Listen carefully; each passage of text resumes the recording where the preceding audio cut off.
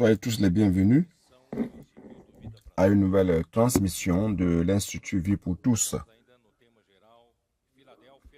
Nous sommes dans le thème général Philadelphie, que celui qui a des oreilles pour entendre, entende. Message 10. De l'Orient vers l'Occident. Lecture biblique, Actes chapitre 1, verset 8. Et Matthieu 28, verset 18 à 20. J'ai insisté sur le fait que l'Église est en train d'aller dans la direction de Philadelphie. L'Église qui est réellement dans le cœur de Dieu, qui fait en sorte que sa volonté soit faite.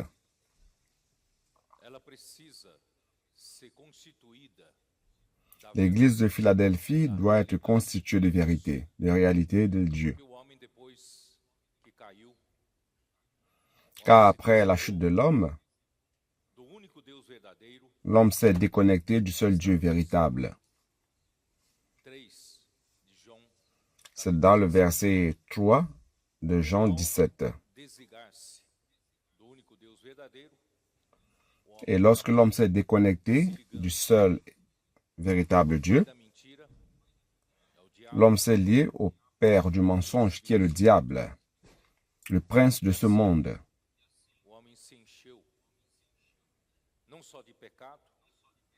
Ainsi, l'homme ne s'est pas seulement rempli de péché et de mort, mais aussi de tout vide, mensonge, vanité, qui ont rempli ses pensées. Et Dieu nous a appelés un jour. La parole de l'Évangile est venue jusqu'à nous. Nous avons cru en la parole et nous avons été sauvés. Et Dieu a régénéré notre esprit et nous avons commencé à être fils de Dieu. Nous avons été ramenés dans le corps de Christ et aujourd'hui nous sommes membres de ce corps vivant de Christ. Et nous sommes dans un lieu saint. Dieu nous a délivrés de l'Égypte, du monde, et nous a mis dans sa maison qui est un lieu saint. Cependant, notre âme, notre pensée, volonté et émotion manquent encore de la vérité. Notre âme est encore vide et remplie des choses de vieil homme, de la vieille création. Il veut que son Église soit la colonne et la base de la vérité. 1 Timothée 3,15. Donc, l'Église doit avoir la consistance ayant Dieu comme notre contenu, comme notre réalité.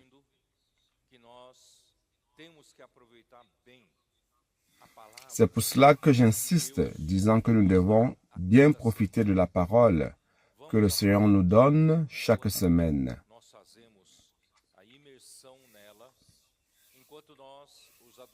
Profitons lorsque nous en faisons l'immersion, lorsque les adolescents font la transcription.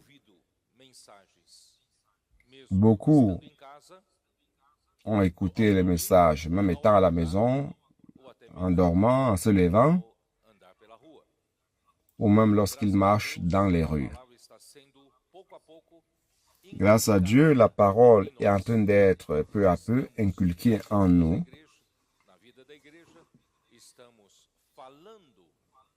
Dans la réunion de l'Église, nous parlons entre nous cette parole.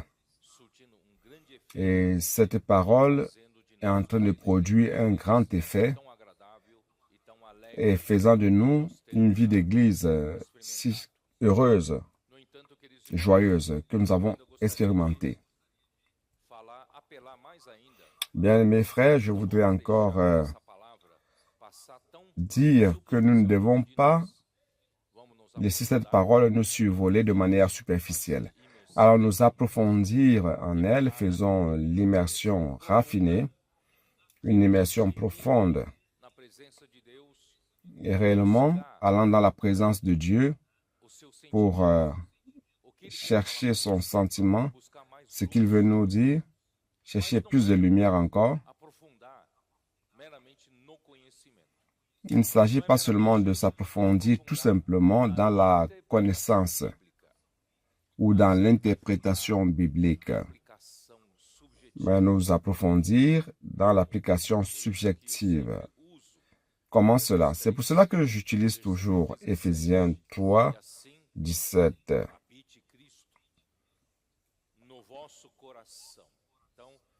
En sorte que Christ habite dans vos cœurs.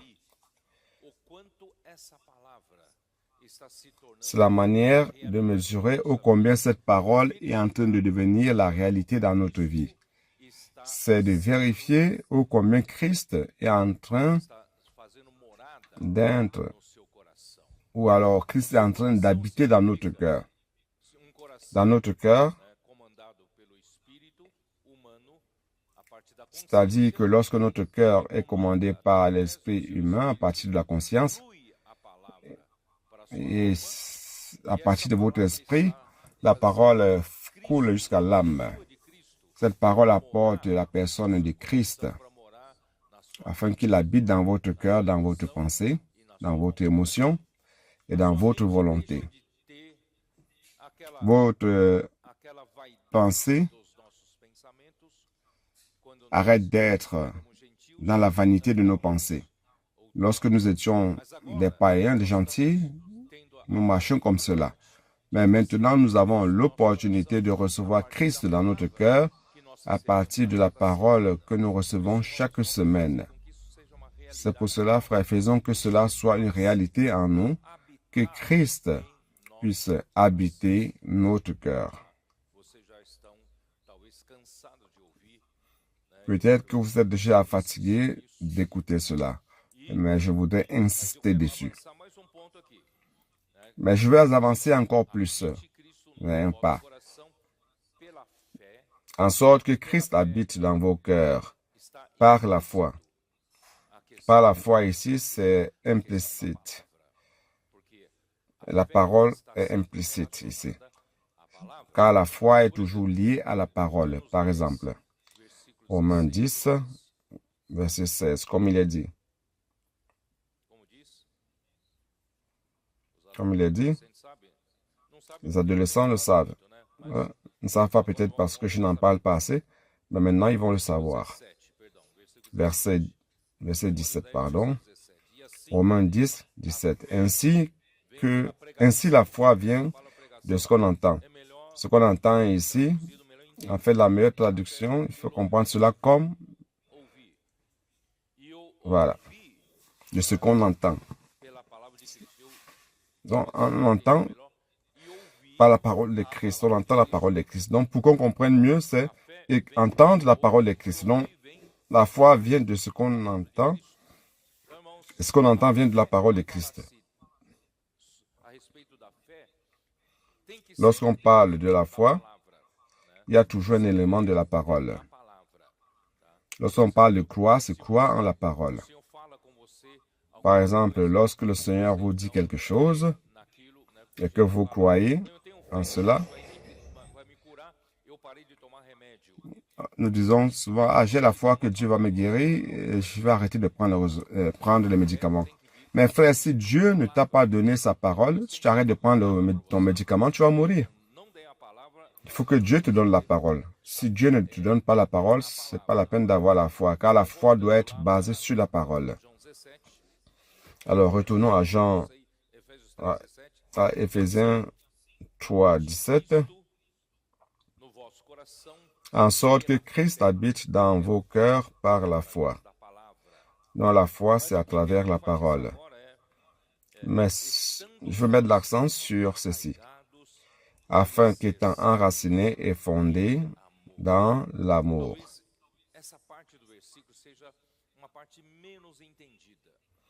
Peut-être que cette partie du verset est une partie qui n'est pas bien comprise.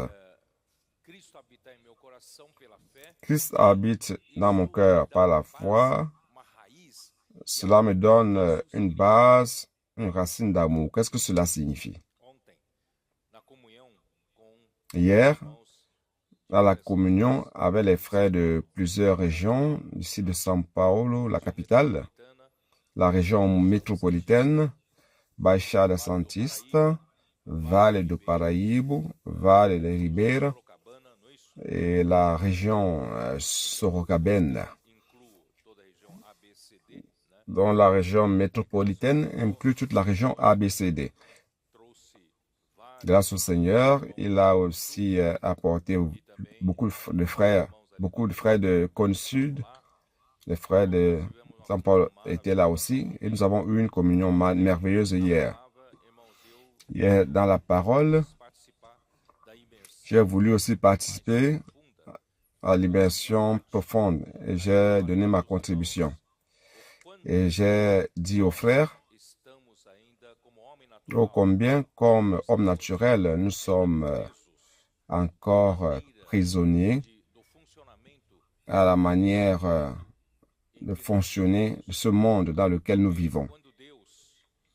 Car lorsque Dieu a créé l'homme, il a créé l'homme avec l'intention de ce qu'à travers l'homme, Dieu puisse établir son royaume et gouverner la terre à travers l'homme. Et le gouvernement de Dieu, bien-aimés frères, je voudrais que vous mettiez cela dans votre tête. Ce n'est pas par une simple organisation ou un simple organigramme. Le gouvernement de Dieu, c'est par la vie.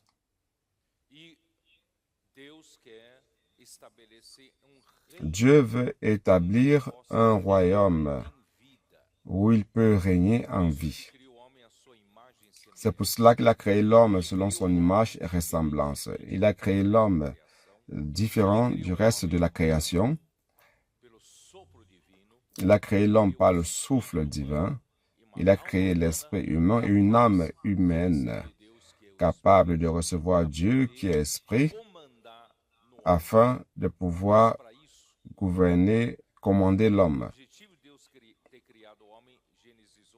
L'objectif de Dieu en créant l'homme dans Genèse 1:27, c'est pour que l'homme puisse dominer toute la terre à Dieu. Comment il allait dominer toute la terre à Dieu? Frère, c'est par la vie. Comment? Comment je peux affirmer cela? Parce que juste après, il dit qu'il a fait germer, pousser toutes sortes de plantes dans le jardin d'Éden et au milieu du jardin. Il a mis l'arbre de la vie. Donc cet homme qui a été créé selon l'image et la ressemblance de Dieu, avec comme objectif qu'il gouverne toute la terre pour Dieu. Pour cela, il fallait que l'homme reçoive la vie de Dieu. La vie de Dieu entrerait en lui car il est un vase pour contenir Dieu dans son esprit humain et dans son âme. Et Dieu, à travers la vie de Dieu, allait donc gouverner la terre à travers l'homme, par la vie.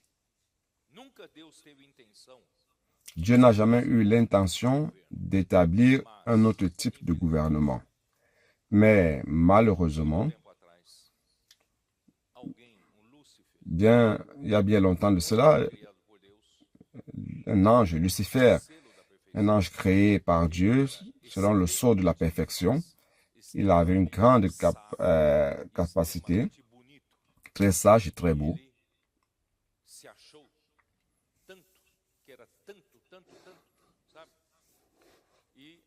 Il a commencé à s'enorgueillir tellement. Vous savez, c'est le premier être narcissique que Dieu a créé. Il aime sa personne, il apprécie sa capacité, sa beauté, n'est-ce pas? Il se regarde dans le miroir tous les jours et pense qu'il est vraiment très fort, et qu'il ne peut se soumettre à aucun autre ange. Il a commencé à monter, jusqu'à ce qu'il a voulu être égal à Dieu. Il voulait être semblable à Dieu. Si je ne peux pas être supérieur à Dieu, tout au moins égal à Dieu. Et cela a fait en sorte que Dieu l'a jeté par terre. Dieu l'a jeté sur la terre. L'origine de cela, c'est la confiance en sa propre capacité. Donc, il a détruit ce premier monde, mais Dieu a restauré la terre. Genèse 1, il a restauré la terre. Premier jour, que la lumière soit, et la lumière fut, et ainsi de suite, jusqu'au 6e jour où il a créé l'homme. Je ne vais pas entrer dans les détails de cela. Frère, quelle est l'intention de Dieu?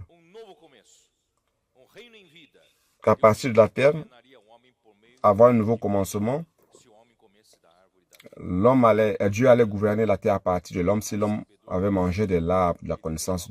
C'est de l'arbre de vie. Mais Satan, sachant cela, est venu et a détruit le plan de Dieu en trompant l'homme. L'homme a été attiré par la capacité de discerner le bien et le mal. Et Ève est tombée dans le piège, a regardé l'arbre de la connaissance du bien et du mal et a vu que cet arbre était bon à manger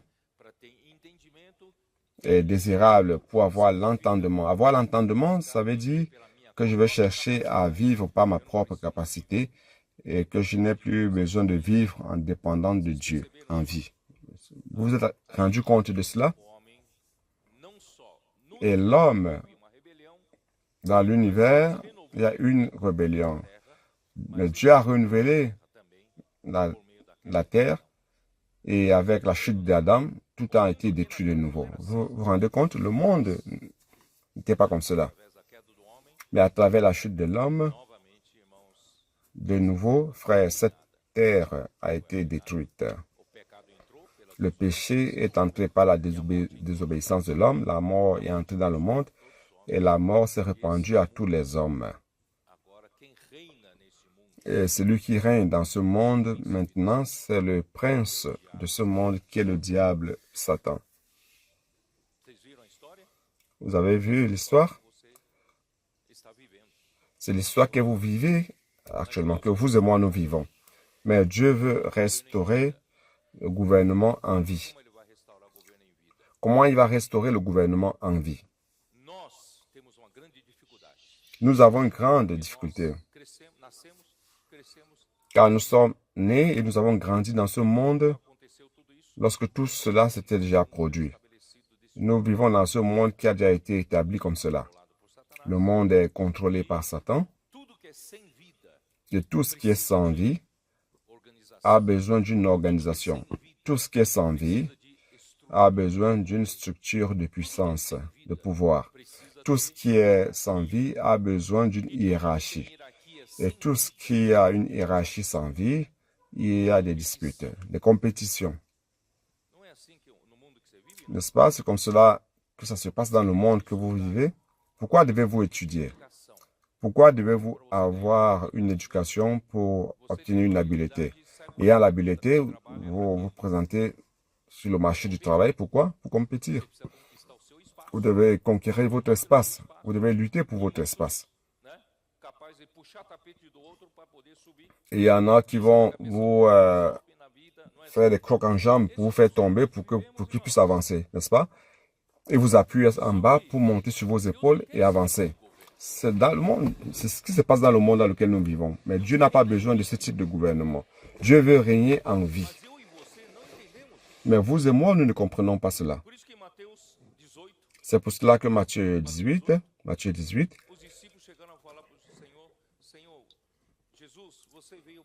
les disciples ont dit au Seigneur, Jésus, tu es venu prêcher l'évangile du royaume des cieux. Alors le royaume des cieux doit être autre chose. Alors comment est le royaume des cieux? Qui est le premier? Qui est le premier dans le royaume des cieux?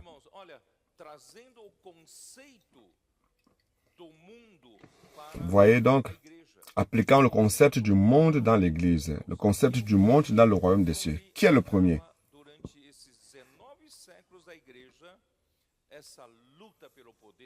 Et durant ces 19 siècles de l'histoire de l'Église, cette lutte, cette compétition ont prévalu dans l'Église. Frère, cela existe dans le monde, dans un monde sans vie, mais pas dans le royaume qui a la vie. C'est pour cela que Jésus a dit dans Matthieu 20, « Il n'en est pas ainsi entre vous. » Dans le monde, les gouvernants, vous voulez une preuve biblique? Allons lire. Matthieu 20, n'est-ce pas? Oh Seigneur Jésus. Matthieu 20, à partir du verset 20, l'histoire c'est ceci. La mère de Jacques et Jean, deux des principaux disciples de Jésus, étaient des parents de Jésus. Donc elle a profité de ce privilège pour s'approcher de Jésus et lui dire, « Jésus, lorsque ton royaume viendra, permets que mes deux fils, l'un s'asseye à ta droite et l'autre à ta gauche. » Ils ont fait ça en catimini. Beaucoup des autres disciples ne savaient pas. Mais lorsqu'ils ont appris ça, ils étaient indignés. Ils étaient en colère contre les deux. Alors, verset 24, les 10 ayant entendu cela furent indignés contre les deux frères. Frères, c'est ainsi parmi nous. Nous essayons de trouver des manières pour pouvoir avancer en position, en charge dans l'Église. Imaginez si l'Église était comme cela. Ce serait une guerre de fossiles. Heureusement que ce n'est pas comme cela parmi nous. Jésus les appela et dit, « Vous savez que les chefs des nations les tyrannisent. » Ça, c'est le système du monde sans vie. Les chefs des nations tyrannisent les peuples. Et que les grands, ceux qui ont l'autorité, les asservissent. Ils asservissent le peuple. Il n'en est pas de même au milieu de vous. Mais quiconque veut être grand parmi vous, qu'il soit votre serviteur. Vous voulez être grand dans le royaume en vie, vous voulez être grand, alors allez travailler. Humiliez-vous et allez servir les autres. Et celui qui veut être le premier parmi vous sera votre serviteur. C'est pour cela qu'hier dans la communion, j'ai dit aux frères, frères, nous devons tous avoir un esprit de serviteur. Nous devons apprendre auprès de notre Seigneur Jésus qui nous a montré le meilleur modèle ici sur terre. Il n'est pas venu pour servir. Il n'est pas venu pour être servi. Voyez dans le verset 28, c'est ainsi que le Fils de l'homme est venu, non pour être servi, mais pour servir et donner sa vie comme la rançon de plusieurs. Non seulement il est venu servir, mais il est venu aussi se sacrifier par le sacrifice de sa vie pour racheter beaucoup de personnes. Donc c'est ça la vie de l'Église et le royaume de Dieu gouverne en vie. Vous avez compris vers où le Seigneur veut nous mener? C'est pour cela, frère, je l'ai dit hier, un serviteur n'exige même pas la reconnaissance. Qui ici n'a jamais réclamé une reconnaissance? Frère, personne n'est si spirituel que cela. Moi, j'ai déjà exigé des reconnaissances. Je me suis déjà plaint devant Dieu en disant, Dieu, je fais tant de choses, tant de travail. Et les frères ne disent même pas merci, ils ne reconnaissent même pas ce que je fais. Hier, Ami a rendu un témoignage. Il était quelqu'un qui ne valait rien parmi les frères.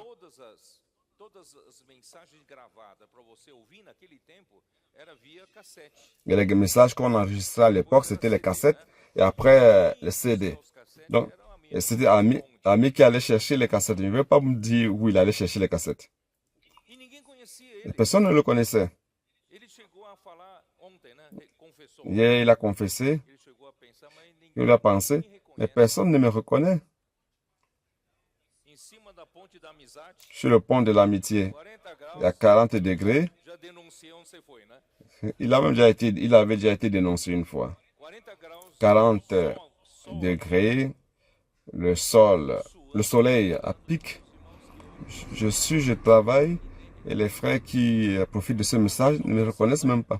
Nous sommes comme cela, n'est-ce pas? Mais grâce à Dieu, dans le royaume en vie, nous apprenons auprès de notre Seigneur Jésus. Il n'a jamais rien revendiqué pour soi. Il s'est donné tout simplement. Il s'est sacrifié tout simplement. Par amour au Père, par amour à la volonté de Dieu.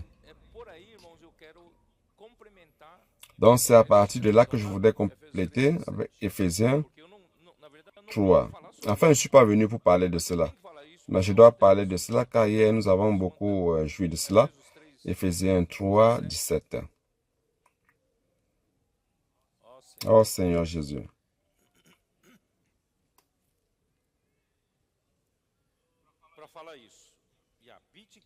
En sorte que Christ habite dans vos cœurs par la foi, afin qu'étant enraciné et fondé dans l'amour. Frère, cette parole que nous recevons chaque semaine, si nous entrons en profondeur en elle, pas en connaissance, pas tout simplement en interprétation, mais nous nous approfondissons en elle, en réalité, absorber sa réalité, c'est-à-dire dans la pratique, permettre que Christ, à travers la parole, soit quelqu'un de vivant qui commence à habiter en moi, dans mon cœur, n'est-ce pas? Qui commence à transformer ma pensée, mon émotion et ma volonté à travers la foi dans la parole de Dieu. Vous savez que cela va produire en vous, premièrement, ça va produire un fondement d'amour, une base d'amour. Je suis ingénieur de construction civile. On ne peut pas construire une structure sans, premièrement, faire une bonne fondation. Et le plus souvent, quand vous faites une bonne fondation, vous pouvez utiliser des tonnes de béton et ça ne remonte pas en superficie. Et vous êtes désespéré en disant, mais je dépense tant d'argent, mais la construction n'apparaît pas. Mais frère, la fondation est importante, n'est-ce pas? Tout ce que vous faites dans la vie doit avoir une fondation. Ça doit avoir un fondement. Sinon, la maison tombe. Ton frère, c'est la même chose. Dieu veut faire quoi? Dieu veut faire une édification qui est l'édification de l'Église. Et cette édification, c'est l'édification de l'amour, ou l'édification en amour. Donc cette édification doit avoir une fondation d'amour, doit avoir la base de l'amour. Maintenant, je vous pose la question suivante. Cela se passe déjà parmi nous, oui ou non? Ça se passe? Si je vous demande à propos du Pâques,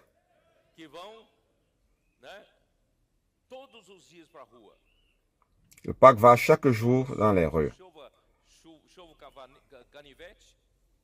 Qu'il pleuve ou non, que le soleil soit brûlant ou non, vous êtes dans les rues pour prêcher l'évangile du royaume, n'est-ce pas? Pour sauver les personnes, secourir les personnes sous le commandement de Dieu. Qu'est-ce qui vous pousse à faire ce travail?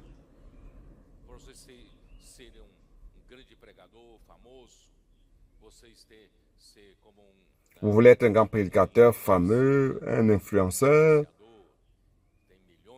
qui a des millions d'abonnés? Non. Qu'est-ce que vous faites? Pourquoi vous faites cela? Tout simplement par amour. Parce que cette parole a travaillé en nous et a établi une base d'amour en nous. Qu'est-ce qui me fait être ici, frère?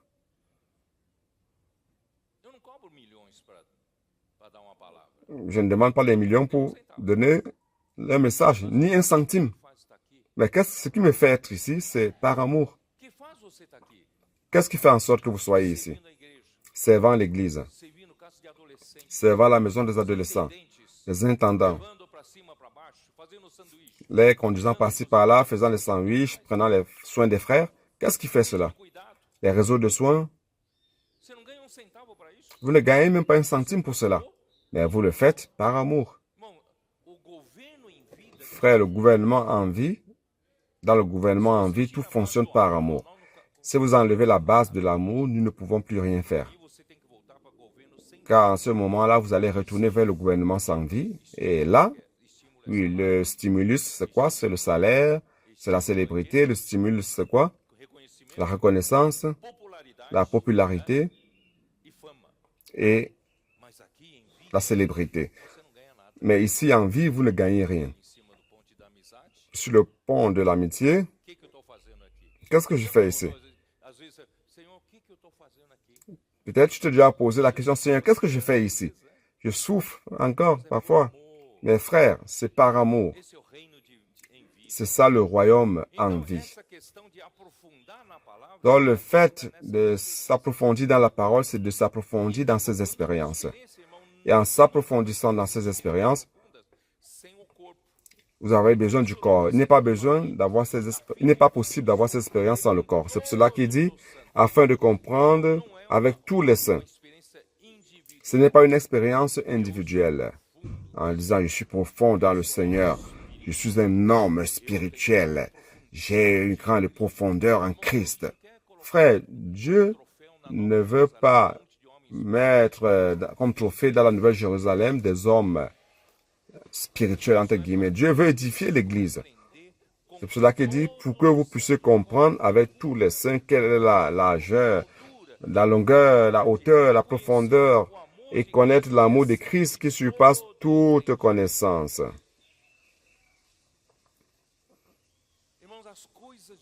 Frère, dans les choses de Dieu, lorsqu'on parle de l'édification, lorsqu'il est dit que nous devons être liés, connectés les uns aux autres comme membres du corps de Christ et fonctionner comme un corps organique. Frère, l'amour ne peut pas manquer. L'amour est l'essence de tout. C'est l'amour qui nous lie, c'est l'amour qui nous connecte, c'est l'amour qui nous motive. Oui ou non? Ildeo a lu une partie de la live que j'ai donnée hier. Je vais un peu vous lire cela. C'est quoi la vie de l'Église? C'est quoi la vie de l'Église? Ça vient d'un texte. Je vais lire un texte. C'est quoi la vie de l'Église? Je vais lire. C'est quoi la vie de l'Église? L'auteur dit ceci.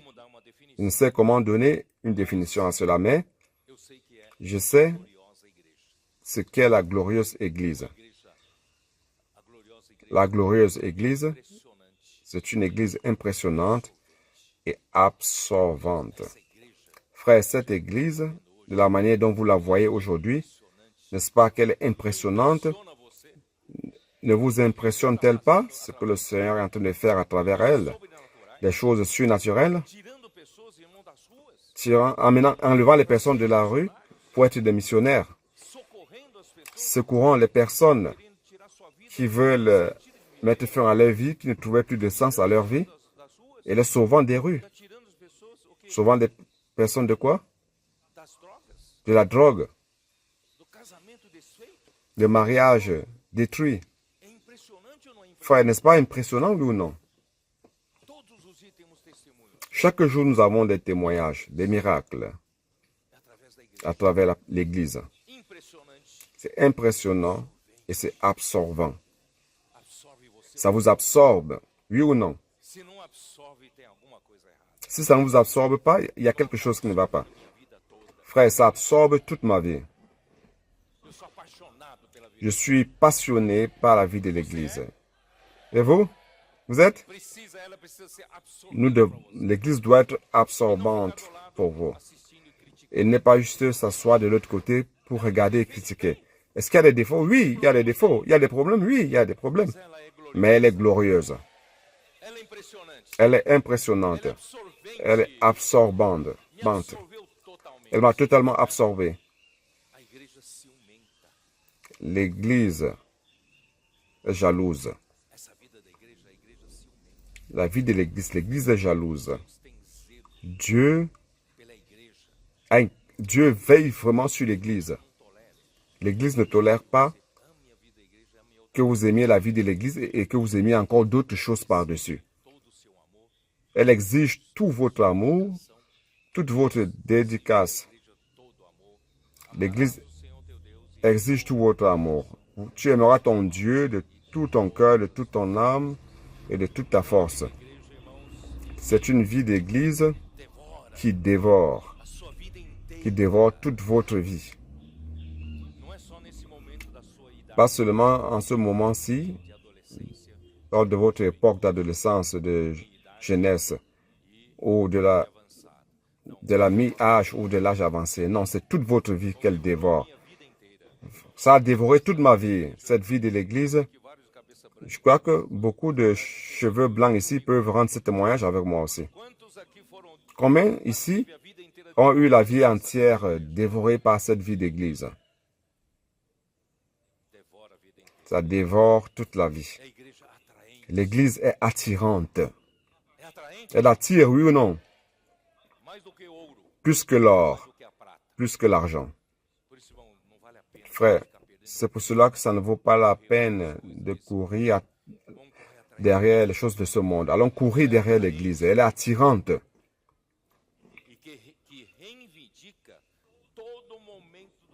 Et elle revendique tout instant de votre être. Vos camarades ne comprennent pas cela. Mardi, ce sera férié. Nous sommes venus du sens contraire de São Paulo, ici, ce matin. Et à la sortie de Bandeirantes, il y avait beaucoup de voitures qui allaient vers l'intérieur de l'État pour profiter du férié de mardi. Mais qu'est-ce que toi, tu es en train de faire ici? Pourquoi tu n'es pas aussi allé vers un site? Pourquoi tu n'es pas allé au littoral nord de São Paulo? Qu'est-ce que tu fais ici? Lorsque la réunion sera terminée, on va sortir tous ici.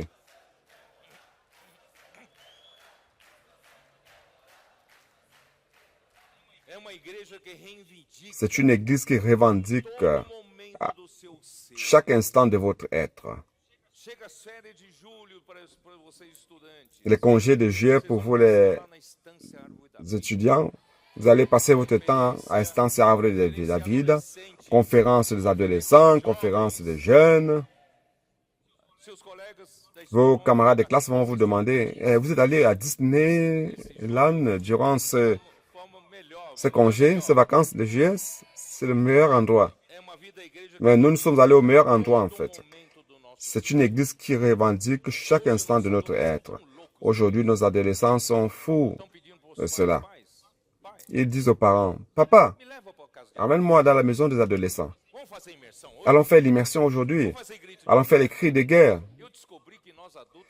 J'ai découvert que nous, les adultes, nous ne savons pas faire les cris de guerre. Hier, à la communion avec les frères ont essayé de faire les cris de guerre. J'ai dit, « Waouh, c'est quoi ça? » On a encore beaucoup de choses à apprendre auprès des adolescents et même auprès des enfants. Nos enfants font mieux que nous. Les cris de guerre. Ils sont dans le rythme et la rime. Mais nous, non. Tout est compliqué. Tout est désordonné hier, n'est-ce pas? Mais l'intention qui compte, c'est l'intention qui compte. C'est une église vivante et libre. C'est ça la vie de l'Église. Elle est vivante et libre. C'est l'Église qui a des ailes déployées pour le vol. Dans Ézéchiel 1, l'un des êtres vivants avait le visage d'aigle. Mais dans Apocalypse, l'un des êtres vivants est comme un aigle en plein vol. Ça, c'est la vie de l'Église. Nous sommes sur la terre, mais nous sommes en train de voler. Nous sommes dans les régions célestes en Christ. Notre vie ne se limite pas à ces choses matérielles. Ça ne se limite pas à la logique humaine, l'anxiété par rapport à ce que je veux manger, de quoi je veux me vêtir. Nous sommes au-dessus de cela. Nous sommes préoccupés par l'accomplissement de la volonté du Seigneur.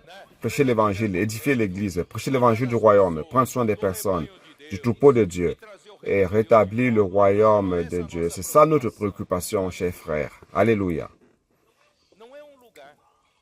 C'est pas un lieu, mais c'est un peuple qui vit dans les lieux célestes, constamment absorbé par lui et qui suivent, qui sont aveugles par rapport aux autres choses. Nous sommes aveugles par rapport au monde, par rapport à la recherche de célébrité. Nous sommes aveugles par rapport à la recherche de la position ou quelconque intérêt personnel.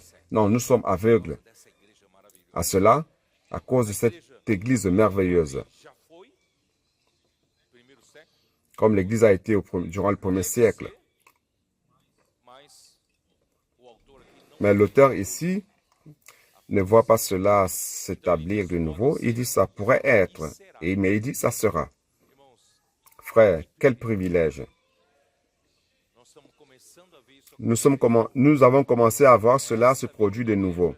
Cette vie d'église que vous vivez. La vie d'église est une fiancée qui est aimée et qui est totalement passionnée par son Seigneur. Vous êtes totalement passionné par votre Seigneur? Je suis totalement passionné par mon Seigneur. Car l'église est cette fiancée et son amour. Un peuple qui le reconnaît et qui a une expérience avec lui. C'est cela. Frère, cette vie d'église, c'est ça, cette vie d'église que le Seigneur vous a donnée aujourd'hui. Mais nous devons avancer davantage. Il y a encore à édifier. C'est pour cela, frère, nous devons continuer sur cette base de l'amour. Nous ne faisons rien pour de l'argent ni pour un salaire. Nous ne faisons rien par intérêt personnel, mais tout, c'est par amour. Et le Seigneur nous donne en échange cette vie d'église si merveilleuse. Oh Seigneur Jésus, je dois maintenant commencer le message.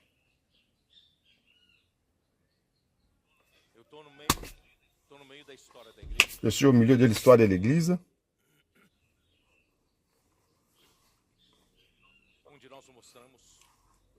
Où nous avons montré que après la période de l'église à Thyatire, les choses étaient si mauvaises que Dieu ne pouvait plus permettre que toute cette corruption puisse demeurer dans l'église. Dieu a donc commencé la réforme qui a commencé au XVIe siècle. Ça, c'est quelque chose qu'on a déjà vu. Donc, la réforme s'est basée principalement sur la restauration d'une vérité, qui est la justification par la foi. Pourquoi, à partir du XVIe siècle jusqu'au XIXe siècle, ils n'ont pas beaucoup avancé par rapport à la vérité révélée? Principalement, ils se sont arrêtés à la justification par la foi. Pourquoi? Parce que l'esclavage, l'ignorance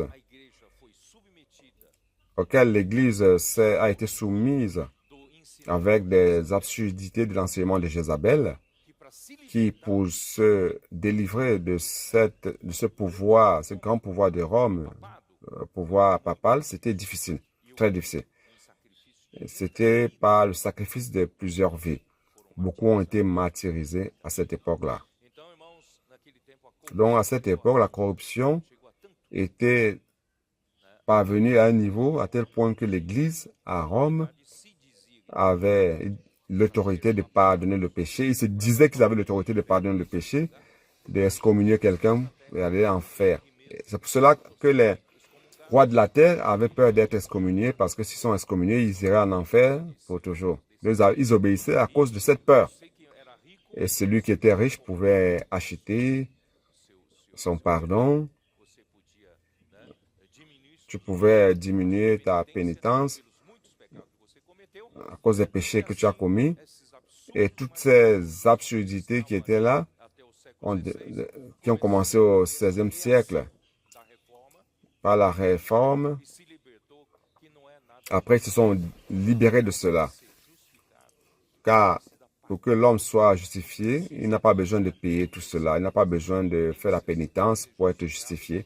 Ce n'est pas par les œuvres ou en s'affligeant ou en se blessant, ne pas permettre, ne pas dormir ou faire des jeûnes sans fin ou des veillées sans fin et pour être justifié. Non, la justification, c'est par la foi. Point barre. Oui ou non? Donc cette délivrance a été quelque chose de traumatique, si bien qu'ils sont restés là durant des siècles et des siècles, 3 siècles, en cela, dans cette lutte-là.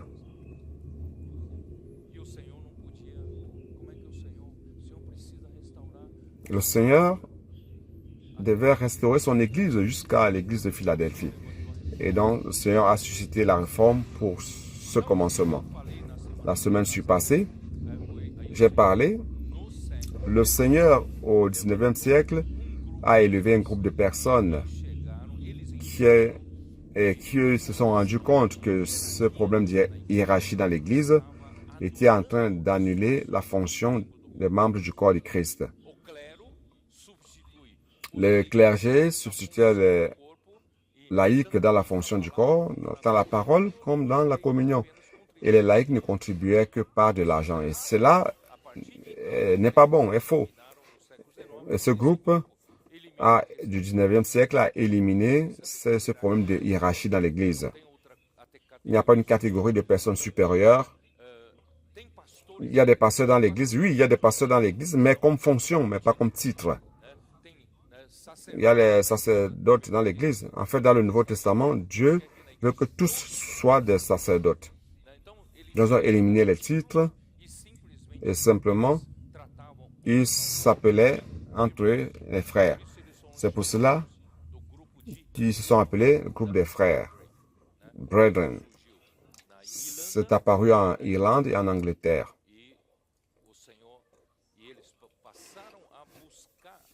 Ils ont commencé à chercher dans la Bible plus de lumière, à chercher l'unité du corps de Christ. Et le Seigneur, à cause de cela, avec cette position déjà correcte, le Seigneur a commencé à les bénir avec beaucoup de lumière de la parole. Beaucoup de prophéties ont été illuminées à travers eux, éclairées. La question de l'avènement du Seigneur a été révélée à travers ses frères. Beaucoup de choses qui étaient cachées ont été révélées, qui étaient cachées durant les longs siècles de l'histoire de l'Église. Et le Seigneur a commencé à les bénir, mais ils ont été persécutés à cette époque-là, car ils montraient l'erreur de la division, de la dénomination qui découpait le corps du Christ. Et cela a apporté de grandes résistances, grande opposition. Mais ils ont continué fermes. Seulement, il manquait encore quelque chose. En 20 ans, il y a eu une grande division parmi eux. 20 ans plus tard. Donc, il y a eu des frères exclusifs qui sont plus fermés, qui n'admettaient pas beaucoup de personnes dans la communion ou dans la rupture du pain. Il fallait d'abord confesser la même foi qu'eux. Non seulement la foi commune, mais la manière dont ils voient le corps du Christ, la dénomination, etc. Et il y avait des frères qui étaient plus ouverts, qui disaient non, nous devons être plus tolérants. Il y a eu ces deux groupes. Et la semaine dernière, frères, je vous ai montré ce qui s'était passé. Donc, Watch Money a donné son mémoire. Donc, dans son mémoire, il disait qu'il leur manquait la vision de la limite de la localité comme pratique de l'Église dans une ville. Et je vous ai montré cela. Et comment cela nous a apporté une base correcte de l'unité. Donc, je vais commencer par lire un peu ce que j'ai préparé concernant l'histoire. Je vais parler un peu de l'histoire avant de parler de cela. Ici, il y a l'ange de l'église à Philadelphie écrit. C'est dans Apocalypse 3, verset 7. Donc, nous sommes dans ce contexte. Chapitre 3 d'Apocalypse, verset écrit à l'ange, 7. Écrit à l'ange de l'église de Philadelphie. Voici ce que dit le Saint, le véritable, celui qui a la clé de David, celui qui ouvre et personne ne fermera, celui qui ferme et personne n'ouvrira. Frère, c'est cette église qui va ramener le Seigneur. C'est cette église. Mon objectif dans ce message, c'est de montrer le progrès. Comment la situation de l'église qui était au fond du puits avec Thyatire, à Sardes, il y a eu une réaction, mais Dieu n'était pas totalement satisfait. Il doit conduire l'église jusqu'à Philadelphie. C'est pour cela qu'il a élevé les frères d'Angleterre et d'Irlande et Watchmoney au siècle dernier. Je suis en train de continuer, c'est la séquence. Donc Dieu, vous savez, c'est important. Dans Apocalypse 1, 11, il dit ceci. Il disait, ce que tu vois, écris-le dans le livre et envoie-le aux 7 églises, à Éphèse, à Smyrne, à Pergame, à Thyatire, à Sardes, à Philadelphie et à Laodicée. Vous vous rendez compte que les noms de cette église, c'était les noms de 7 villes de l'Asie mineure. Donc cela signifie que les frères avaient vu et Watchmoney a avancé encore plus d'un pas de ce que l'unité de l'Église doit être pratiquée dans chaque ville. C'est-à-dire que dans chaque ville, il n'y a qu'une seule Église qui est pratiquée dans cette ville-là. Vous comprenez, oui ou non? Ici, c'est la ville d'Éphésiens. Tous ceux qui croient en Jésus dans cette ville, tous ceux qui ont été régénérés par l'Esprit, qui sont nés authentiquement de Dieu dans cette ville, font partie de l'église de cette ville. Vous comprenez? Ça, c'est la lumière de la pratique de l'église durant les premiers temps. Mais avec le temps, cela s'est perdu. Et avec Sardes, c'était le début de l'église étatale. De l'église d'État, l'église anglicane, luthérienne, église par pays, par État. Ça, c'est pas biblique. Et après, certains n'étaient pas d'accord avec l'établissement de l'État dans l'église. Ils ont commencé des petites églises. Ça a commencé par l'église presbytérienne. Après méthodiste, après baptiste, ces églises ont commencé à surgir. Mais personne n'a observé cette question de la pratique de l'Église dans une ville, en unité. La Bible ne donne pas de nom de baptiste, de presbytérien, de méthodiste, ni aucun autre nom.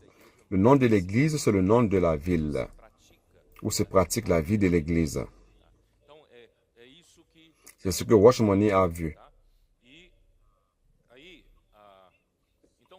Donc, le premier principe que nous pouvons extraire, c'est que la révélation de Jésus-Christ, c'est le message de Dieu pour toutes les églises, à travers son canal choisi, qui était l'apôtre Jean. Le message de Dieu, c'est sa parole qui donne la direction à toutes les églises qui établissent le gouvernement de Dieu. Ça, c'est la vérité que le Seigneur est en train de nous montrer. Il n'avait pas cette lumière. Pourquoi je dis cela? Allez au verset 1, chapitre 1 d'Apocalypse. Révélation de Jésus-Christ que Dieu lui a donnée pour montrer à ses serviteurs les choses qui doivent arriver bientôt et qu'il a fait connaître par l'envoi de son ange à son serviteur Jean. Donc cette révélation est venue de la part de Dieu. Ici, il dit, révélation de Jésus-Christ que Dieu lui a donnée. La révélation que Dieu veut donner à l'Église. Et cette révélation, c'est la révélation de Jésus-Christ. la révélation de la part de Jésus-Christ, tout comme la révélation sur Jésus-Christ. Ce que Dieu veut faire, c'est qu'il veut montrer à ses serviteurs. Alors, qui sont ses serviteurs à l'époque d'Apocalypse? Chapitre 1, verset 20. Le mystère des 7 étoiles que tu as vu dans ma main droite et des 7 chandeliers d'or. Les 7 étoiles sont les anges des 7 églises et les 7 chandeliers sont les 7 églises. Alors, qui sont les serviteurs qui servent dans les églises? Ce sont les étoiles. Et qui sont ces étoiles? Ce sont des anges. Et qui sont ces anges? Il ne s'agit pas des êtres angélicaux. Ces anges de l'Église ici, ce sont les messagers. Ce sont les messagers. Si vous êtes un fidèle messager dans une église, alors vous faites partie des anges de cette église-là.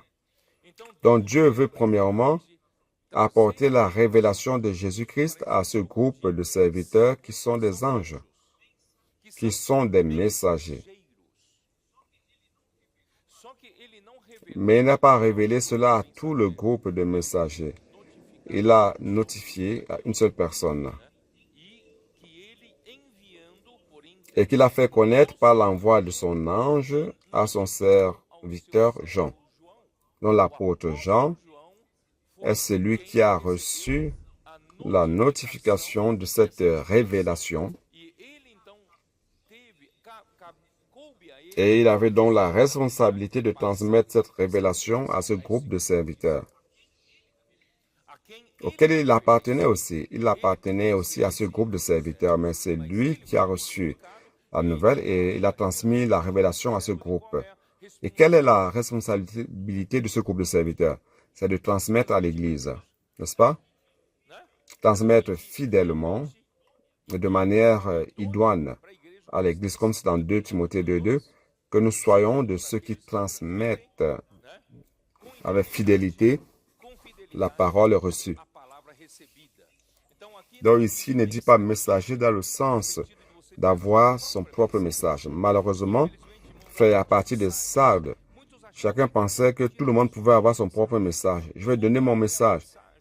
Je vais donner mon interprétation de la Bible. Malheureusement, aujourd'hui, lorsque la normalité de l'Église est restaurée, nous transmettons tout simplement fidèlement le message de Dieu qui a été notifié à l'apôtre.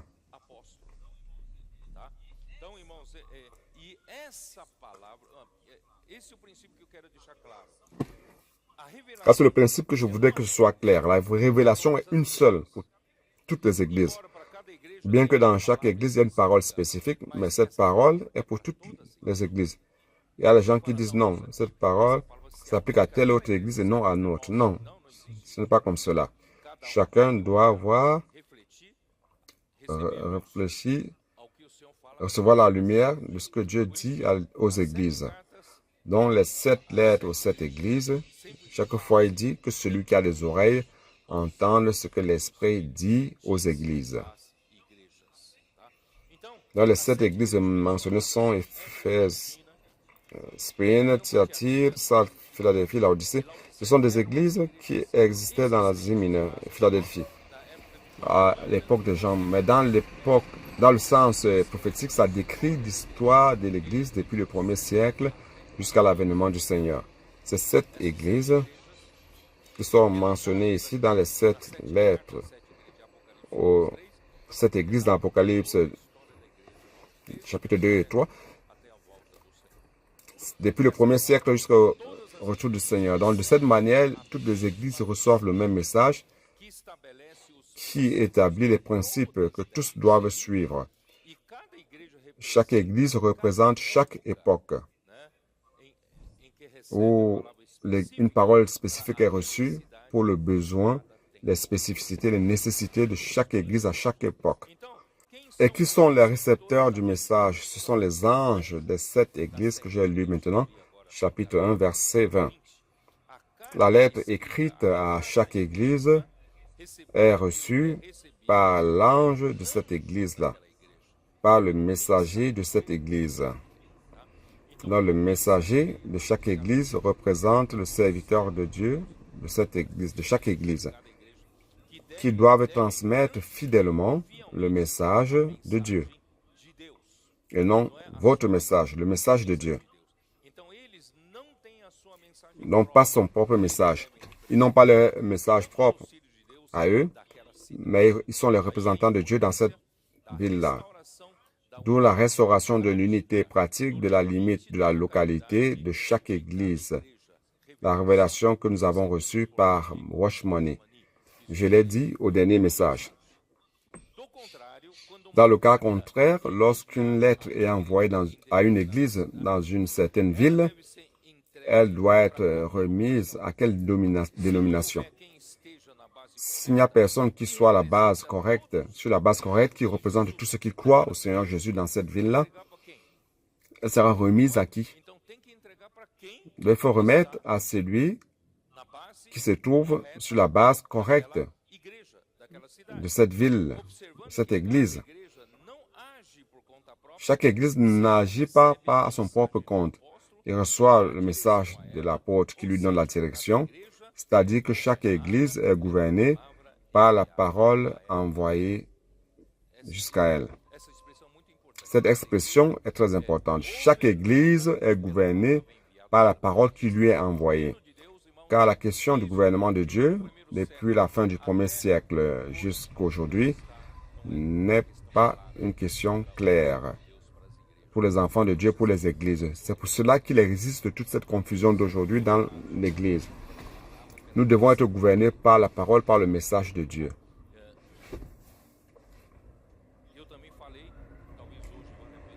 J'ai aussi parlé de ceci, mais je pense que ça vaut la peine d'éclairer davantage. Frère,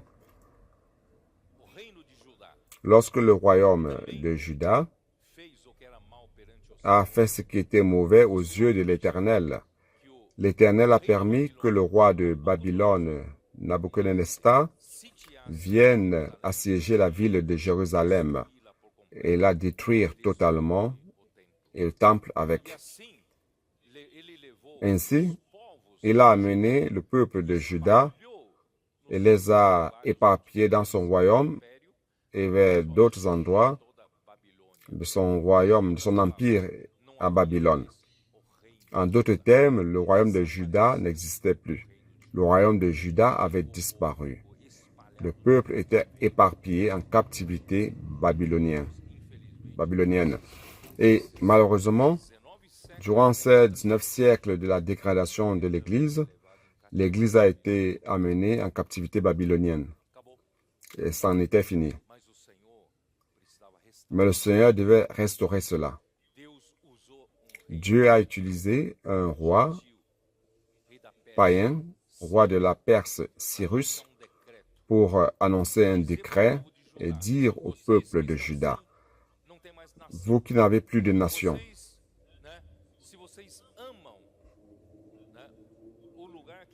si vous aimez le lieu que Dieu a choisi qui est Jérusalem, et si vous voulez y retourner, je sais que vous n'avez pas de force, ni la force politique, ni la force économique pour retourner. Mais je vais annoncer un décret, et ceux qui veulent retourner, je veux favoriser votre retour. Qu'est-ce qui s'est passé? Les millions qui étaient éparpillés, là, ceux de Juda qui étaient éparpillés, il y avait certains qui vivaient là durant des générations et étaient déjà établis, ils avaient leur commerce, leur maison construite, leur vie là-bas, les enfants ont étudié là-bas, etc. Frère, c'est difficile de sortir de Babylone, n'est-ce pas? Qui est-ce qui est retourné à Jérusalem? Qui est retourné? Pas plus de 50 000 personnes. 50 000 parmi les millions. N'est-ce pas? Ils sont retournés à Jérusalem et ils ont réédifié le temple. Alors dites-moi, qui est-ce qui représente la nation de Juda? Ce sont ces 50 000 qui sont retournés là-bas ou alors les millions qui sont éparpillés en Babylone? Vous comprenez, oui ou non? Donc quelqu'un doit prendre position. Quelqu'un doit dire non, je dois retourner. Le lieu que le Seigneur, l'Éternel Dieu a choisi est important. Vous comprenez? Bien que dans la ville de Sao Paulo, il y a beaucoup de personnes qui sont réunies dans les groupes séparés, divisés, etc. Mais quelqu'un doit prendre cette position.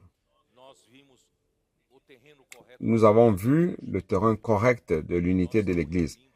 Et nous nous réunissons sur ce terrain de l'unité qui inclut tous. Jérusalem, à cette époque-là, incluait tous les Juifs, représentait tous les Juifs éparpillés. N'est-ce pas? La nation d'Israël aussi a disparu durant des siècles et des siècles. Et le Seigneur, par miséricorde, a restauré la nation en 1948 en Israël, avec la capitale Tel Aviv. Oui ou non? Et c'est avec l'aide d'un diplomate brésilien, Osvaldo d'Aranha. Lorsque la nation d'Israël a été restaurée, les Juifs de Jérusalem sont devenus étaient plus riches que ceux qui sont retournés à Tel Aviv. Même au Brésil, il y avait des Juifs très riches, en Argentine aussi. Il y a plus de Juifs éparpillés dans le monde entier. Mais qui est-ce qui représente Israël? Ce sont ceux qui sont retournés à Tel Aviv. Maintenant, ils ont transféré la capitale à Jérusalem. Vous comprenez? Comment la prise de position est importante. Et à cause de cette prise de position que Watchman a vue, le Seigneur a commencé à nous envoyer des lettres. La lettre à l'église d'Éphèse doit être remise à l'ange. L'église à Éphèse, à Smyrne aussi, même chose. Frères, ils ont commencé à jouir de la parole prophétique. Et c'est la parole qui gouverne l'église. C'est une grande avancée. Donc, je vais maintenant faire une connexion entre Watchman et Winnesley. Je vais maintenant parler de Winnesley. Il y avait une grande distance géographique. Je suis en train de parler de l'avancée vers la direction de Philadelphie. OK? Je n'ai pas l'intention d'entrer en détail dans la biographie de chacun. C'est pour montrer juste l'avancée que le Seigneur a effectuée. Il y avait une distance géographique très grande entre eux. Le frère Ni était au sud de la Chine, dans la province de Fukien, et le frère Li était au nord, dans la province de Shantung. Le frère Li, au nord, est né en 1905. Dans sa jeunesse, il fréquentait l'église dominicale de l'église baptiste. Un de ses frères l'a amené à fréquenter le culte de l'église indépendante chinoise. Il a été sauvé par la prédication de Chris Wong en 1925. Ça, c'est l'histoire. Vous pouvez garder ou non, c'est pas grave. Mais que vous puissiez au moins avoir entendu une fois. À partir de là, il a commencé à aimer la Bible. La Bible est devenue plus douce que le miel. Il utilise ce verset. Allons lire le psaume 119, 10.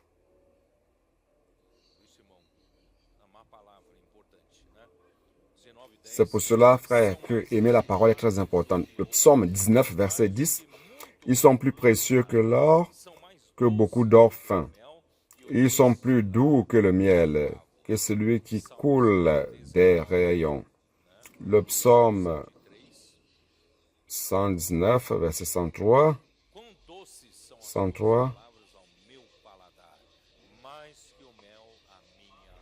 Que tes paroles sont douces à mon palais, plus que le miel à ma bouche. C'est pour cela que les adolescents aiment la parole du Seigneur.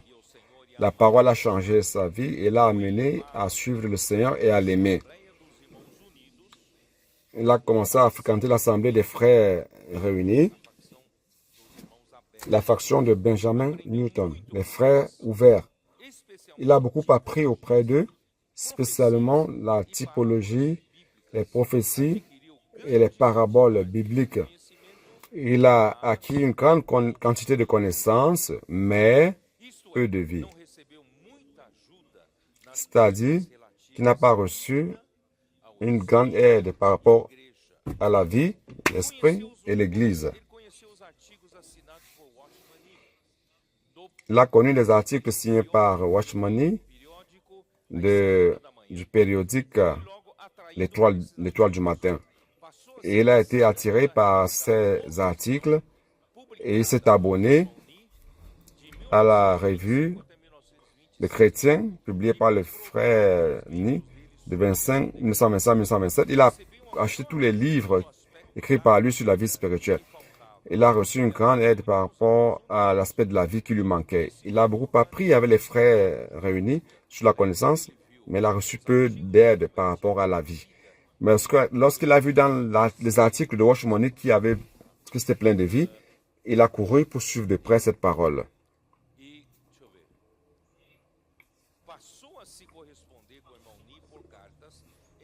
Il a commencé à avoir une correspondance avec le frère Ni par lettre en 1931. Malgré les connaissances reçues par les frères réunis, il était encore stérile. L'Église a perdu son premier amour, il n'avait plus de vie au premier siècle, n'est-ce pas? Mais cela produit en lui une grande repentance profonde. En 1932, le frère Ni a été invité à parler dans la ville du frère Li. Et là, ils se sont connus personnellement. Et peu à peu, le frère Li a été introduit dans l'œuvre et a été perfectionné par le frère Ni de 1934 à 1936. La situation politique de la Chine s'est aggravée. Enfin, nous parlons du milieu de la révolution qui a commencé à cette époque-là, la révolution communiste en Chine. La situation politique chinoise s'est aggravée avec la révolution communiste. Le frère Ni a convoqué une conférence pour traiter le sujet d'une manière urgente. Il a annoncé que le frère Witness Lee devrait quitter le pays, quitter la Chine. En mai 1949, le frère Lee a déménagé au Taïwan. Et le dernier contact avec les deux, c'était en 1950 à Hong Kong. La décision du frère Ni, c'était que lui et d'autres, et certains coopérateurs devraient rester en Chine pour prendre soin des églises. Il a passé la responsabilité de l'œuvre hors de la Chine au frère Li. Car, frère, il y avait près de 400 églises qui ont été élevées en Chine par le ministère de Watchman. Il ne pouvait pas les abandonner à cause de la révolution communiste. Il est donc resté en Chine, bien que il a été fait prisonnier et il est mort en prison plus tard. Celui qui a reçu la responsabilité d'amener la vision de l'Église dans le monde occidental, c'était le frère Li. Donc l'œuvre à Taïwan a prospéré durant les années suivantes. Durant 1958, le frère Li a commencé à encourager l'immigration des frères vers l'extérieur, spécialement vers l'Occident, pour planter la semence de l'Église. Des années plus tard, le frère Li lui-même a déménagé pour les États-Unis et c'est devenu le centre de l'œuvre. La vision de l'Église que l'Esprit a révélée à Watchman s'est éparpillée dans plusieurs pays occidentaux à travers le ministère de Witness Lee. Répondant à l'appel de l'Esprit par le besoin d'immigrer vers le monde occidental, c'est alors que Dong Yulan fait son entrée. Dong Yulan est un entrepreneur, chef d'entreprise qui est venu de la Chine pour Taïwan sous la pression politique en 1949. Durant peu d'années, a prospéré dans le commerce industriel sur l'île. Il a été sauvé en 1955 et après la décision d'immigrer pour le Brésil. En 1958, il a décidé d'étudier le portugais avec certains frères sans avoir la connaissance de quoi que ce soit sur le Brésil. J'ai commenté avec les frères aujourd'hui là en bas. Frère, lui et ma mère n'avaient aucune idée de ce qu'était le Brésil. Beaucoup de sœurs de l'église ont conseillé ma mère d'amener des lampes, d'amener les papiers hygiéniques parce qu'ils ne savaient pas ce qu'ils allaient trouver ici au Brésil. Peut-être que le Brésil, c'était une terre de des singes, des forêts amazoniennes. Il n'avait aucune idée de ce qu'était le Brésil. Mais même comme cela, par la foi, le frère donc courageux, n'est-ce pas? Il a mis toute la famille entière dans un bateau. Un voyage de 48 jours par bateau pour arriver au port de Santos. Arrivé au Brésil en 1960 avec toute la famille. Dans les années 70, le Seigneur l'a confirmé comme son serviteur pour son œuvre au Brésil et dans toute l'Amérique du Sud. Nous allons aborder son ministère durant le prochain chapitre, mais pas ici. Donc le frère Lee a continué la séquence de la révélation du frère Ni. Et une de ses œuvres notables, c'est l'ensemble des études de tous les livres du Nouveau Testament avec l'emphase sur la vie qui est intitulée « Études de vie ». Et aussi certaines études de l'Ancien Testament comme Genèse, Exode, etc., etc. Dans les années 60, le frère Lee a fait quelques visites au Brésil. Cependant, la plus marquante, c'était la dernière visite qu'il a faite en 1984. Durant cette époque, il a donné une conférence à Estancia Árvore da Vida, dont les messages ont été compilés en livre appelé L'économie divine. Il a été impressionné par la conduction de l'œuvre au Brésil et par l'ambiance spirituelle de l'Église et l'excellente absorption de la parole de la part de l'audience et le niveau élevé de joie et de jouissance dans les réunions. Je vais résumer un peu ce que lui-même personnellement a dit. Il a dit cela, ce sont les paroles de sa bouche. Je dois vous dire que c'était des moments merveilleux. J'étais choqué. Par quoi? Par l'habileté, la capacité que tous les participants avaient en recevant non seulement une vérité profonde, mais je dirais que la plus profonde de toutes les vérités. En 1984, il est venu ici pour donner des messages qu'il considérait les plus profondes des véritables qu'il a déjà enseignés jusqu'alors. Je dois vous dire que ma parole, durant ces 50 ans, ces messages, je le dis, ces thèmes étaient le plus profond de tous. Aucun thème que j'ai abordé n'était si profond comme ceci.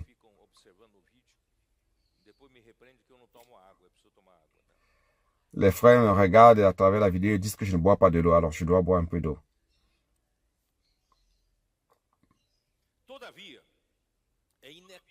Toutefois,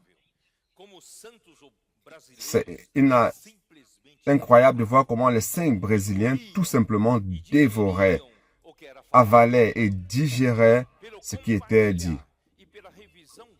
Par le partage et par leur révision, je me suis rendu compte pleinement qu'ils pénétraient dans la profondeur de ce que j'avais dit.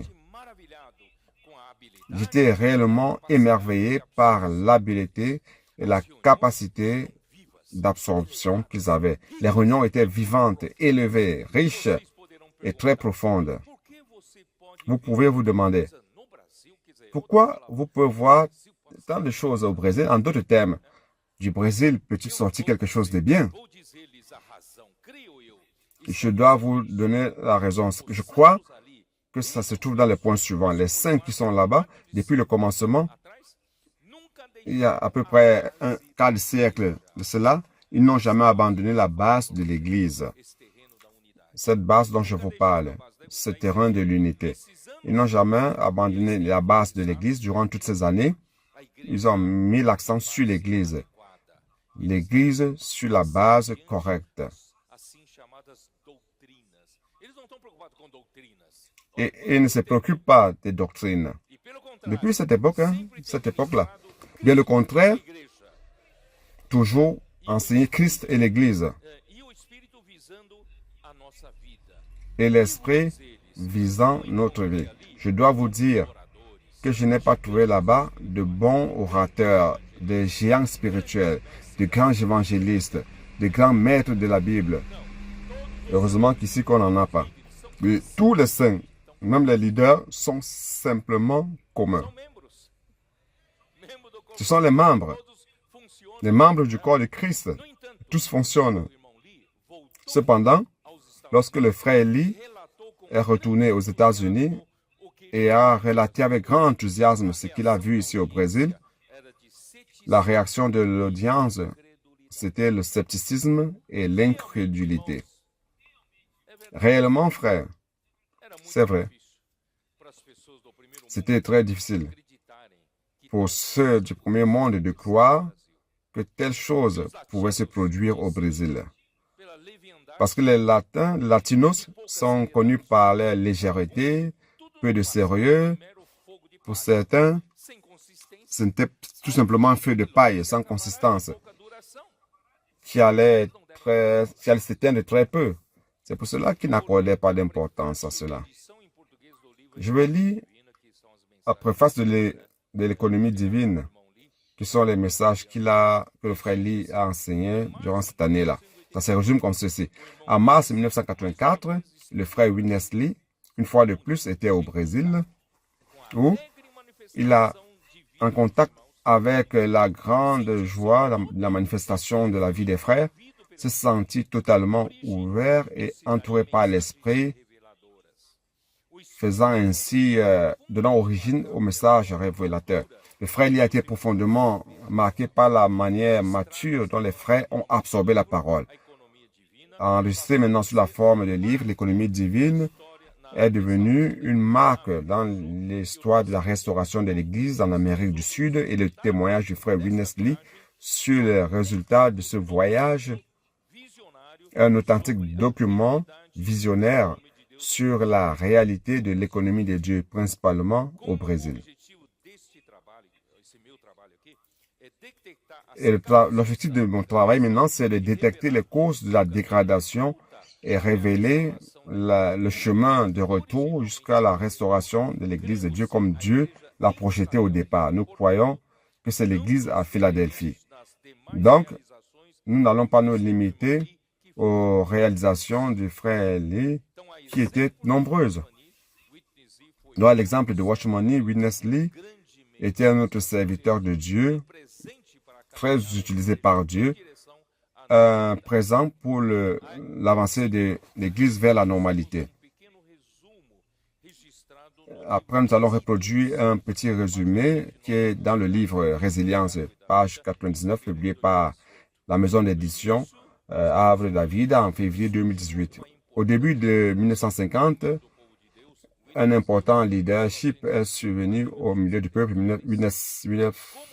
Witness Lee, 1905 à 1997. Comme Watchman Nee, les enseignements de Lee mettaient l'accent sur l'expérience subjective des chrétiens et la jouissance de Christ comme vie pour l'édification de l'Église. Witness Lee a été élevé dans un foyer chrétien au nord de la Chine et a été un coopérateur de Watchman Nee. En 1949, Witness Lee a été envoyé par Watchman Nee sur l'île fameuse, l'île Belle, qui est Taïwan, où il a prêché l'Évangile sans épargner des efforts. Édifier l'Église a atteint 20 000 frères en 5 ans en Taïwan. En 1962, Lee a commencé son ministère aux États-Unis en Californie, où il a enseigné une série de conférences bibliques. Et ses paroles, principalement sous forme de livres, s'étaient éparpillées dans plusieurs régions de la Terre. En Amérique du Sud, il y a eu la coopération de Don Yulan avec Witness Lee dans la propagation de l'Évangile du Royaume et l'édification des églises, avec un lien 1970 à 1987, où il y avait un lien entre le frère Witness Lee et Don Yulan jusqu'à 97, à la mort de Witness Lee. Sur son lit de mort, les coopérateurs du frère Lee, ces coopérateurs ont ratifié leur fidélité au frère Lee, affirmant qu'à partir de ce moment-là, ils n'enseigneraient que les paroles enseignées par lui, c'est-à-dire qu'ils vont s'arrêter à la révélation reçue par son ministère. À notre regard, cela allait limiter l'action de l'Église à partir de là, car l'œuvre de Dieu doit avancer et elle avance par les nouvelles révélations de la parole. Watchman, dans son livre L'orthodoxie de l'Église, démontrait déjà sa préoccupation par rapport à cela. Lorsqu'il a commenté ce qui s'était produit durant la période de l'Église à Sardes, entre guillemets. Grâce au Seigneur, Sardes a été très béni par Dieu, mais une fois que la bénédiction du Seigneur vient, les hommes organisent quelque chose pour retenir cette bénédiction. Bien que la bénédiction du Seigneur était là, la sphère demeure tout simplement cette taille-là. Les églises protestantes, c'est comme une tasse. Au début du renouveau, où qu'il y a de l'eau vivante, les gens vont. Où que l'esprit se trouve en train d'agir, les gens vont dans cette direction. Et comme résultat, les hommes ont utilisé la tasse dans l'espérance de préserver cette bénédiction, cette eau vivante. Et ne pas la laisser se perdre. Donc, l'avantage d'agir ainsi, c'est que ça préserve la grâce, mais le mauvais côté, ce n'est qu'une tasse de bénédiction. Vous avez préservé cela, mais ce n'est qu'une tasse de bénédiction. Durant la première génération, la tasse était pleine. À la deuxième génération, la tasse était à moitié et ça commençait à disparaître. Troisième, cinquième génération, il n'y avait plus d'eau. Il ne restait que la tasse vide. Nous pouvons aussi mentionner l'exemple des Vaudois, une vraie ligne argentée de l'histoire de l'Église, car au milieu de la dégradation de l'Église, ils ont résisté durant des siècles à la persécution, aux attaques et l'extermination, tous luttant pour la parole pure de Dieu depuis le XIIe siècle.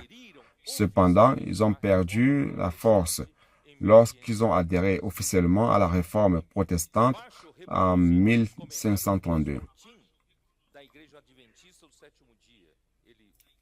Nous allons reproduire le commentaire du pasteur Ching de l'Église adventiste du 7e jour. Il commente pourquoi, quelle était la fin des Vaudois. Ici, il dit, comme il est important, comment la Bible était importante aux Vaudois. Ce livre sur la table, il montrait un livre sur la table des Vaudois. Il dit, ce livre sur la table où plusieurs Vaudois étudiaient la parole de Dieu est un symbole de ce compromis, cet engagement qu'ils avaient par rapport à la parole de Dieu. En réalité, les jeunes Vaudois et aussi certainement les plus âgés étaient encouragés non seulement à étudier la parole de Dieu, mais à mémoriser des grandes portions. Nos adolescents aujourd'hui font l'immersion dans la parole. Ils inculquent la parole. Beaucoup d'entre eux savaient par cœur les 4 évangiles, tout comme les épîtres. Et certainement, comme la Bible était rare à cette époque-là, et difficile d'accès, ils étaient persécutés. Donc, ils devaient mémoriser la parole de Dieu pour que lorsqu'ils sont en fuite, ou alors s'ils n'ont pas accès à la parole de Dieu, qu'ils puissent être alimentés par la parole de Dieu qu'ils ont mémorisée.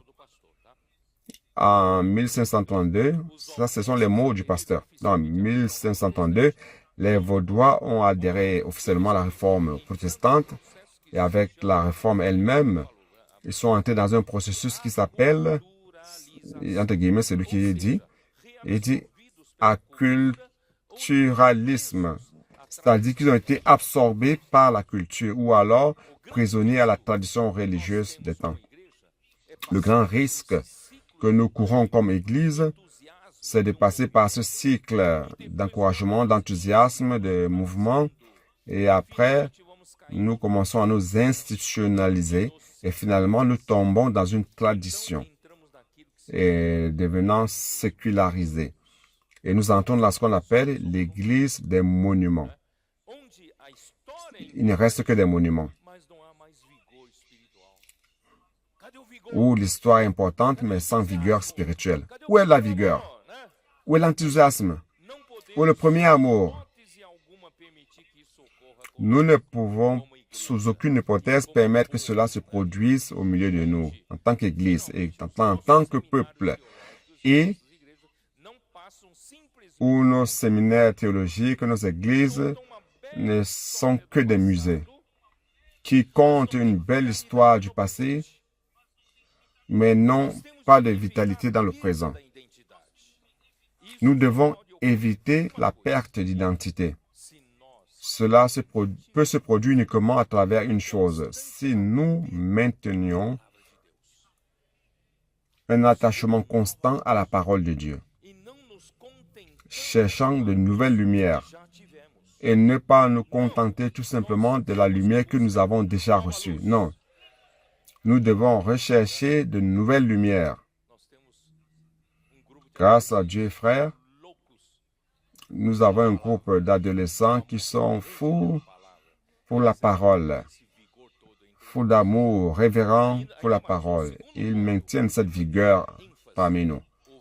Et encore plus, le deuxième point, c'est de maintenir l'emphase, la vigueur évangélistique, c'est-à-dire prêcher l'Évangile.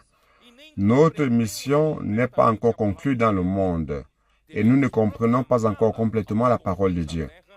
Nous devons la proclamer aux confins de la terre, accomplissant ainsi notre mission. Nous allons prêcher l'Évangile du royaume jusqu'à la fin, jusqu'à ce que la fin vienne. L'Évangile du royaume doit être prêché sur toute la terre habitée comme témoignage à toutes les nations.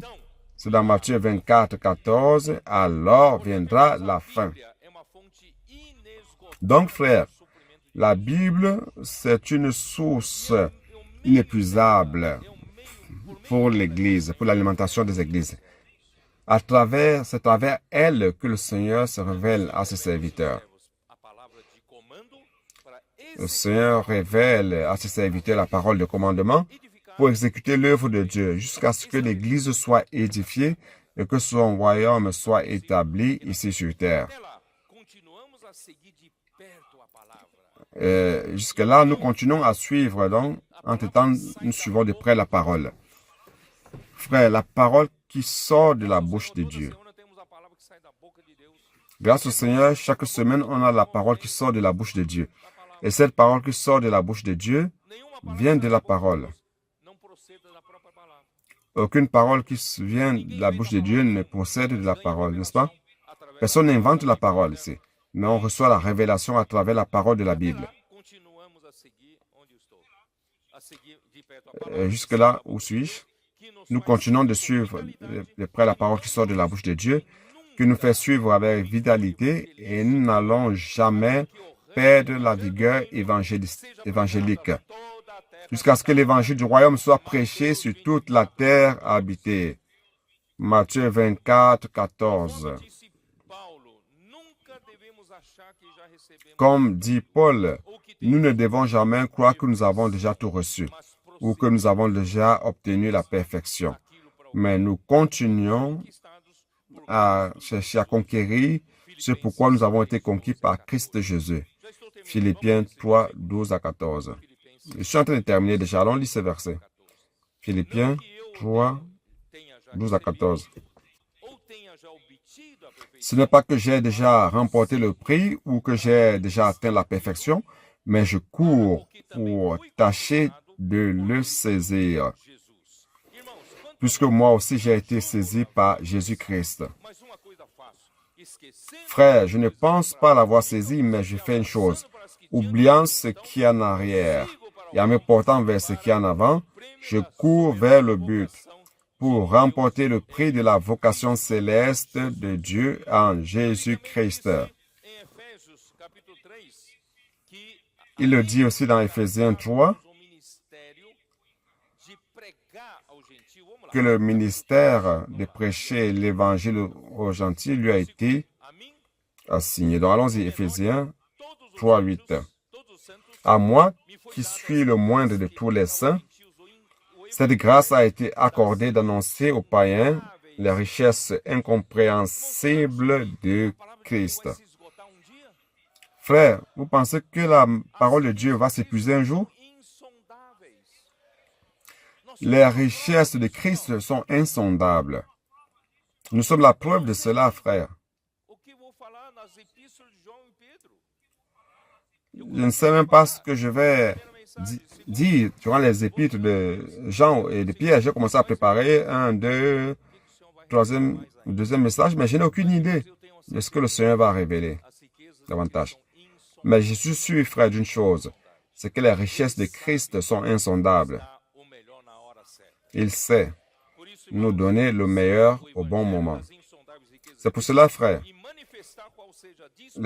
l'évangile des richesses incompréhensibles de Christ et de mettre en lumière quelle est la dispensation du mystère caché de tout temps en Dieu qui a créé toutes choses afin que les dominations et les autorités et dans les lieux célestes connaissent aujourd'hui par l'Église la sagesse infiniment variée de Dieu, selon le dessein éternel qu'il a mis à exécution par Jésus-Christ notre Seigneur.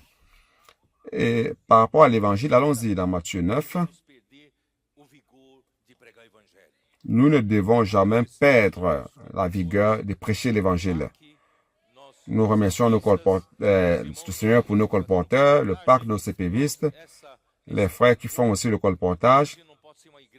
Frères, cette vigueur, nous ne pouvons pas être une église limitée aux 4 murs. Frères, nous devons aller dans les rues, chercher les personnes, prêcher l'Évangile. Jésus faisait déjà cela. Matthieu 9, 35. Jésus parcourt. Est-ce qu'il a loué une salle, il a commencé à prêcher à ses disciples? C'est cela? Non, je pense que ce verset n'existe pas. C'est écrit comme ceci. Jésus parcourait toutes les villes et les villages, enseignant dans les synagogues, prêchant la bonne nouvelle du royaume et guérissant toute maladie et toute infirmité. Voyant la foule, il fut ému de compassion pour elle parce qu'elle était languissante et abattue comme des brebis qui n'ont point de berger. Ceux qui ne vont pas dans les rues ne voient pas cette situation des brebis sans berger, languissantes et abattues. Nous devons aller dans les rues. Alors il dit à ses disciples, la moisson est grande, mais il y a peu d'ouvriers. Allons chacun trouver un CPViste. Allons trouver des personnes pour faire le CPViste et beaucoup de colporteurs vont apparaître. Priez donc le maître de la moisson d'envoyer des ouvriers dans sa moisson. Frère, c'est ça notre mission. Matthieu 28, le dernier verset de Matthieu, le dernier passage de Matthieu, qu'est-ce qu'il dit? Le dernier verset. Jésus s'approchant en disant, toute autorité m'a été donnée dans le ciel, sur la terre. Allez et faites de toutes les nations des disciples, les baptisant au nom du Père, du Fils et du Saint-Esprit, et enseignez-leur à observer tout ce que je vous ai prescrit. Et voici, je suis avec vous tous les jours jusqu'à la fin du monde. Vous pensez que Jésus est en train de se reposer à la droite de Dieu? Il est en train de travailler. Et pour terminer, frère, si vous le permettez, je vais lire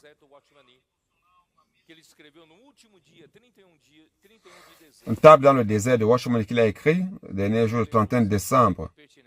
Il a écrit, c'est un par jour, c'est un dévotionnel. C'est très pertinent ce sujet. Le titre c'est « Sois fidèle à ta propre génération ». Et le verset c'est Acte 13, 36. Parce qu'en fait, David, ayant servi sa génération selon le plan de Dieu, s'est endormi et allé vers ses pères. Vous comprenez, n'est-ce pas? David a servi sa propre génération selon le plan de Dieu et il s'est endormi.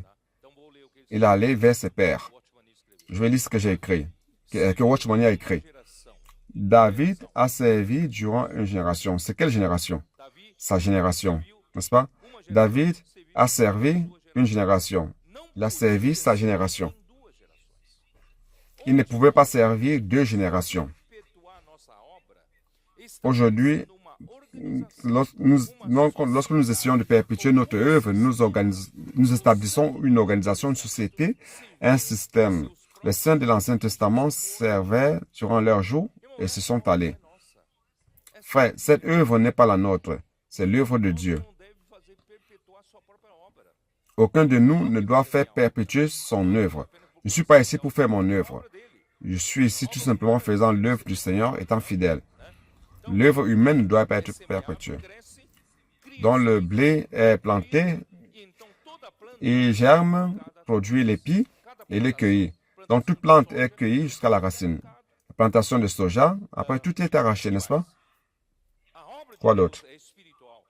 L'œuvre de Dieu est spirituelle, à tel point où ça n'a aucune racine sur la terre, ni aucune odeur de terre en elle. Frère, cette œuvre ne doit pas avoir une odeur de terre, elle est céleste.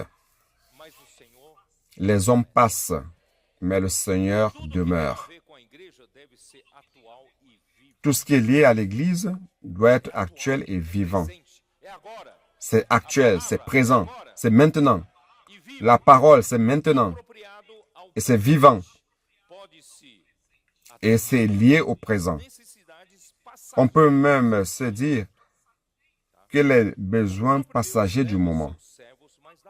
Dieu lui-même amène ses serviteurs ou d'autres. Nos œuvres peuvent souffrir, mais son œuvre, non. Rien ne peut toucher son œuvre, car il est Dieu. J'ai terminé ma parole. Amen.